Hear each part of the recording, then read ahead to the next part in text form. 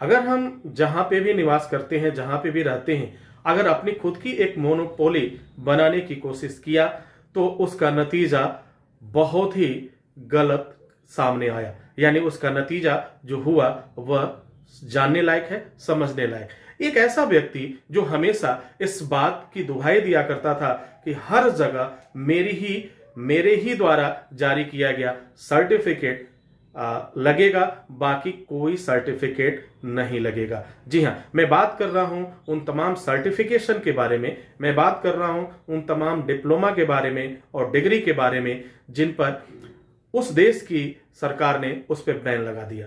बहुत से लोगों को अभी इस बात की जानकारी नहीं है कि कौन सा कोर्स बैन हो चुका है, कौन सा कोर्स बंद हो चुका है और किसका वैल्यूएशन इस समय बिल्कुल नहीं है।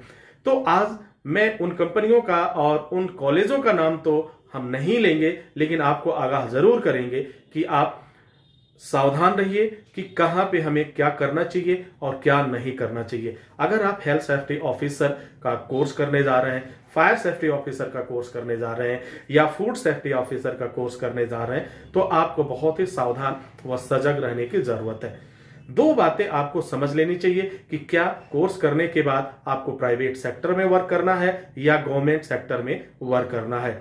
तो मैं यहां पे एक बात बहुत ही क्लियर कर देना चाहता हूं कि इंडिया में बहुत से ऐसे इंस्टीट्यूशन हैं जो प्राइवेट हैं और जो ट्रेनिंग देते हैं उनकी सर्टिफिकेट और उनके डिप्लोमा सरकारी जॉब में वैलिड नहीं है। तो इस बात का जरूर ध्यान रखें। ऐसा नहीं है कि आप जहां से भी हेल्थ सेफ्टी कोर्स कर रहे हैं, फायर सेफ्टी कर रहे हैं या फूड सेफ्टी ऑफिसर का कोर्स कर रहे हैं, अगर आप गवर्नमेंट जॉब में उसे अप्लाई करने का प्रयास करेंगे तो फिर वहां पर आप एलिजिबल नहीं होंगे। गवर्नमेंट जॉब में अप्लाई करने के लिए आपको कुछ विशेष सिलेबस है, कुछ विशेष कोर्सेज हैं जिनको गवर्नमेंट ने जारी किया हुआ है और अगर वह कोर्स आप करते हैं तब जाकर के आपको वह जॉब मिल पाता है और फिर कोई परेशानी नहीं होती है। जी हाँ, आज मैं यह बात इसलिए कर रहा हूं कि बहुत सारे मुझे इस तरह के मेल रिसीव हुए कि सर हमने तो यह कोर्स किया था गवर्नमेंट जॉब के लिए, लेकिन आज जो हमारी सिचुएशन है वहां पे मेरे प्रोफाइल को रिजेक्ट कर दिया गया, मैं आवेदन नहीं कर सका क्योंकि हमारे पास गवर्नमेंट कॉलेज से रिलेटेड या सरकारी गवर्नमेंट के अकॉर्डिंग जो कॉलेज चल रहे हैं उनका सर्टिफिकेट नहीं था। तो यहां पे इसीलिए मैं इस बात को आपसे कह रहा हूं कि अगर सबसे पहले आप डिसाइड कर लीजिए कि आपको सरकारी में जॉब करना है या प्राइवेट में करना है। मोस्टली अगर देखा जाए तो लोग इस बात पे ध्यान नहीं देते हैं। अगर आपने ये डिसाइड कर लिया कि मुझे सरकारी में जॉब करना है तो कोर्स कभी भी करें वह सरकारी कॉलेज से करें, गवर्नमेंट यूनिवर्सिटी से करें, गवर्नमेंट कॉलेज से करें, ये आपके लिए बेहतर होगा। या उन ऑर्गेनाइजेशन से, उन इंस्टीट्यूशन से करें जो वास्तव में गवर्नमेंट से एफिलिएटेड हैं या फिर वो किसी न किसी यूनिवर्सिटी के अंडर में आते हैं। अगर इस तरह की बात है तो आप वहां से भी कर सकते हैं। लेकिन अगर मैं बात करूं, मोस्टली अगर मैं देखूं 90% ऐसे इंस्टीट्यूशन हैं, 90% ऐसे इंस्टीट्यूशन हैं जिनकी सर्टिफिकेट सरकारी जॉब के लिए वैलिड नहीं है। जी हां, लेकिन अगर हम बात करें, अगर आप प्राइवेट में करना चाहते हैं तो उन तमाम जगहों पे, उन सभी जगह पे ये सभी प्राइवेट सर्टिफिकेट वहां पे वैध होते हैं, वैलिड होते हैं, क्योंकि वह प्राइवेट ऑर्गेनाइजेशन या प्राइवेट कंपनी, प्राइवेट इंडस्ट्रीज जितनी भी हैं उन्हीं लोगों को रखती हैं जिनमें कुछ कर गुजरने की क्षमता होती है और कुछ हुनर होता है। और प्राइवेट में जाने पर कंपटीशन बढ़ जाता है, हमारे वर्क बढ़ जाते हैं, काफी चैलेंजिंग हो जाता है, इसलिए हमारी नॉलेज भी, आपकी नॉलेज भी कुछ बेहतर होनी चाहिए। तो यहां पर जब भी आप करें, कोर्स करने की बात करें, तो कम से कम एक बात और मैं बहुत ही क्लियर कर देना चाहता हूं, बहुत सी कंपनियां इस समय डिप्लोमा के नीचे के सर्टिफिकेट को वह रिजेक्ट कर रही हैं। जी हाँ, ये सिर्फ ये सभी जानकारी आपको इसलिए दी जा रही है कि आप उन पहलुओं पर सोच सके। यदि आपने भी 3 दिन का, 7 दिन का, 5 दिन का या 10 दिन का कोई कोर्स किया हुआ है और अगर आप चाहते हैं कि इस पे हम हेल्थ सेफ्टी ऑफिसर का जॉब ले लें, आप चाहते हैं कि फायर सेफ्टी ऑफिसर का जॉब ले लें, तो शायद आपके लिए मुश्किल खड़ी होगी। और आपको पुनः पछतावा होगा, क्योंकि आपका टाइम भी गया, आपके पैसे भी गए, वह रिटर्न आने वाला नहीं है।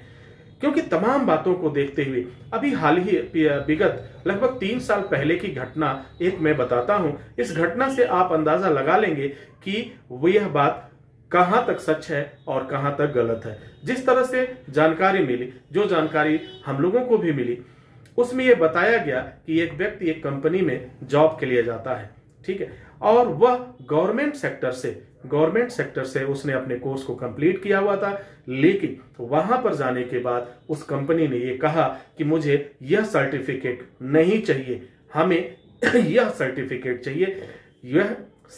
चाहिए।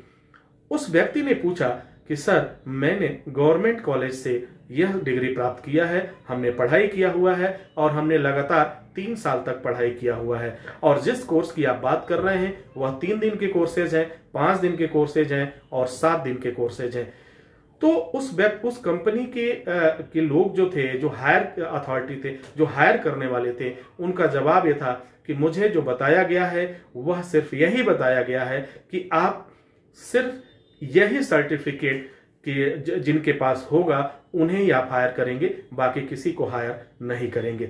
जब यह बात आई तो उस कैंडिडेट ने कहा, ठीक है सर, मैं आपसे यही बात रिटन में चाहता हूं, अगर आप मुझे ये रिटन में दे दें तो मैं वापस जाऊंगा और फिर अप्लाई नहीं करूंगा।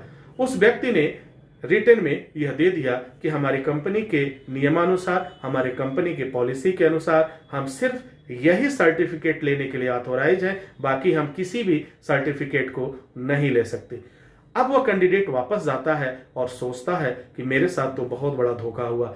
मैंने पूरी साल मेहनत किया, मैंने 3 साल तक लगातार मेहनत किया, मैंने पढ़ाई किया, हमारा टाइम भी गया, मेरा पैसा भी गया, और उसके बाद भी मुझे जॉब मिलने में इस तरह की परेशानियां आ रही हैं।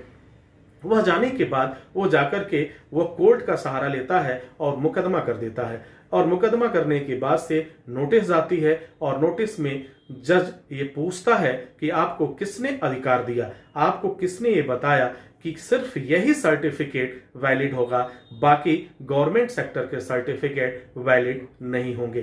क्योंकि आप जिस सर्टिफिकेट की बात कर रहे हैं वह तो बिल्कुल एक तरह से देखा जाए तो इलीगल है। तो वह इंस्टीट्यूशन यह बताने में समर्थ नहीं हो पाया कि इस वजह से उसने तुरंत कहा कि मैंने ऐसा किसी से नहीं कहा।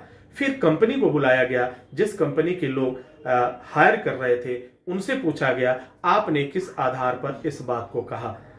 तो फिर वो जो बात निकल के आई, वहां पे बड़ा लंबा मामला चला, और फिर उस देश की गवर्नमेंट ने उस तमाम चीजों को बैन कर दिया, उसे रोक दिया और उसे इनवैलिड करार दे दिया, और यह हिदायत भी दिया कि आज के बाद दुनिया में कहीं भी किसी भी तरह का सर्टिफिकेट हो, अगर आप यह कहते हैं कि सिर्फ यही सर्टिफिकेट चाहिए, दूसरा नहीं चाहिए, तो फिर उनके ऊपर कार्रवाई भी होती है, कंपनी भी सील हो सकती है, कंपनी बंद की जा सकती है, क्योंकि वहां पर कहीं ना कहीं वह कंपनी एक्ट का भी उल्लंघन करते हैं, जो हेल्थ सेफ्टी एक्ट है उनका भी उल्लंघन करते हैं, और नेशनल बॉडी और इंटरनेशनल बॉडी की जो इन्फोर्समेंट अथॉरिटी द्वारा जारी किया गया रूल है उसका भी उल्लंघन करते हैं, अर्थात कंटेम्प्ट करते हैं।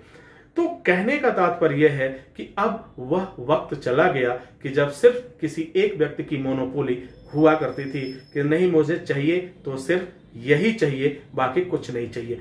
आप कहीं से भी हो, अगर आप प्राइवेट में वर्क कर रहे हैं तो आपका ये पूरा राइट है, अगर आपको पूरी जानकारी है और आपने कहीं से भी सीखा हो, कहीं से भी आपने सीखा हो, लेकिन अगर आप उस जॉब के लायक हैं, आपको वेल नॉलेज है, तो कंपनी आपको जरूर रखेगी, इनकार नहीं कर सकती। ऐसे इस तरह के प्राविधान बनाए जा चुके हैं। तो डियर स्टूडेंट्स, ये सारी बातें मैं सिर्फ इसलिए कह रहा हूं कि बहुत से लोगों को आज भी यह भ्रम है कि नहीं नहीं, मुझे यही करना चाहिए। अगर मान लो कि जो 10 साल पहले बात हुआ करती थी, जो 15 साल पहले बात हुआ करती थी, अगर आज हम उस बात को पुनः कंटिन्यू करें तो शायद यह बात समझ में नहीं आती, मेरे समझ में तो बिल्कुल भी नहीं आती। और इस तरह की बातों से जो स्टूडेंट्स हैं वो गुमराह हो जाते हैं, मुझे क्या करना चाहिए और क्या नहीं करना चाहिए। तो आप जब भी किसी भी कोर्स की ट्रेनिंग लेने जाएं, किसी भी कोर्स के बारे में समझें, तो सबसे पहले ये डिसाइड कर लें कि आपको कहां पे काम करना है। आपको अपने ही देश में काम करना है, आपको बाहर के देशों में काम करना है, आपको गवर्नमेंट सेक्टर में काम करना है या आपको प्राइवेट सेक्टर में काम करना है। यह आपको कोर्स को समझने में काफी मदद देगा। इसी के साथ आपसे इजाजत चाहूंगा। नेक्स्ट वीडियो में हम पुनः हाजिर होते हैं। तब तक के लिए wish you all the best. Thank you for watching, thank you for learning.